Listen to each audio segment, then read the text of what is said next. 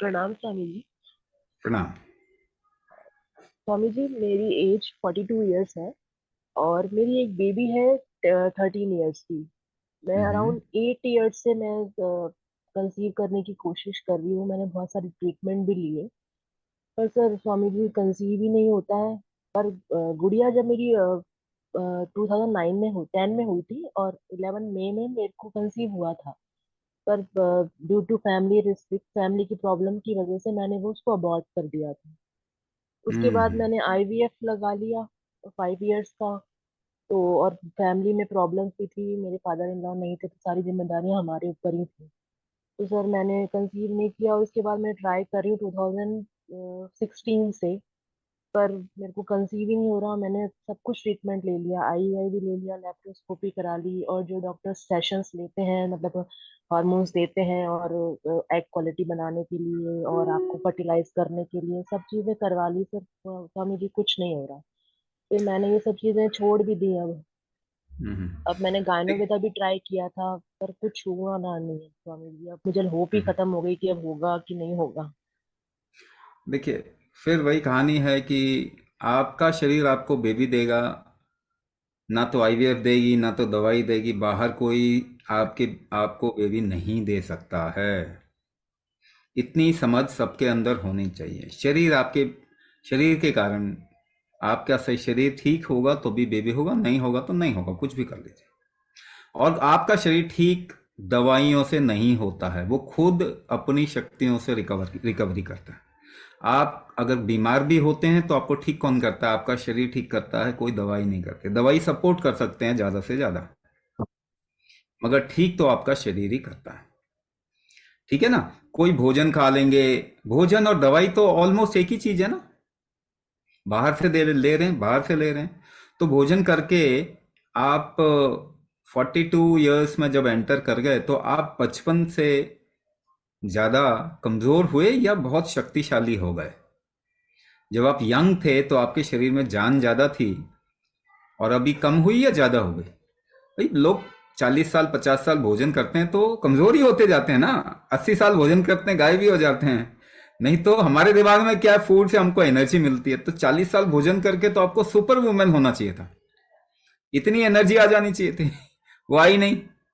तो आपको ठीक कौन करता है? आपका शरीर का स्ट्रेंथ, आपके ऑर्गन का स्ट्रेंथ, आपके शरीर के अलग अलग बल हैं, वो ठीक करते हैं आपको।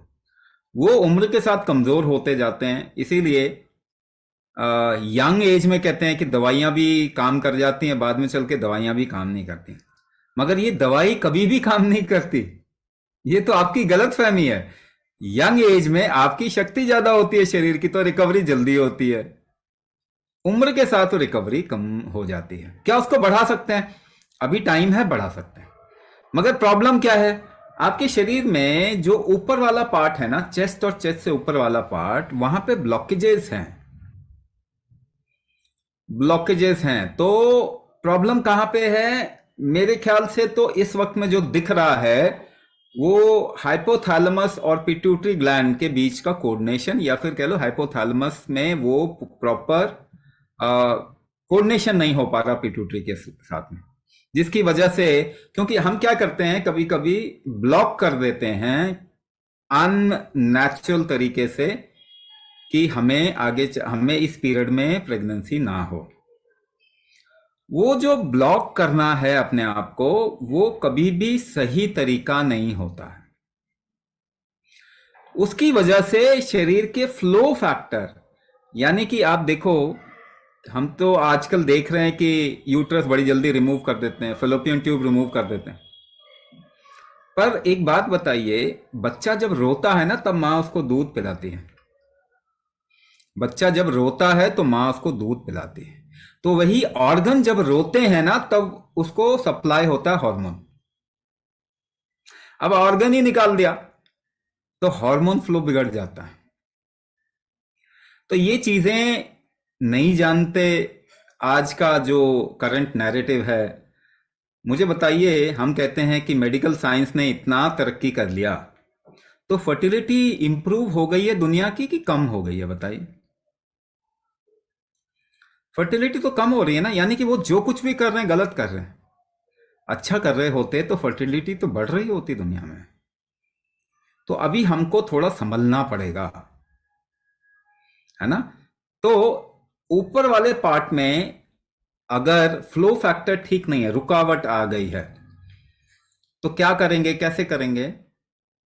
तो कुछ प्रोसेस होते हैं, जैसे कि इसको कहते हैं हम, आपकी नाग वायु खराब हो गई है, तो वो नाग वायु के लिए हम एक स्पेशल प्रोसेस देते हैं आपको डायग्नोस करके। नाग वायु खराब हुई है तो एक स्पेशल प्रोसेस देंगे आपको डायग्नोस करके। उसमें वो प्रोसेस कई तरीके के हो सकते हैं, तो ये करने पे ठीक हो जाएगा। टाइम थोड़ा लग सकता है ना। टाइम थोड़ा लग सकता, अपने शरीर पे काम कीजिए, कुछ लोगों को 3 महीने में रिजल्ट आएगा, कुछ को 6 महीने में रिजल्ट आएगा, कुछ को 1 साल में रिजल्ट आएगा।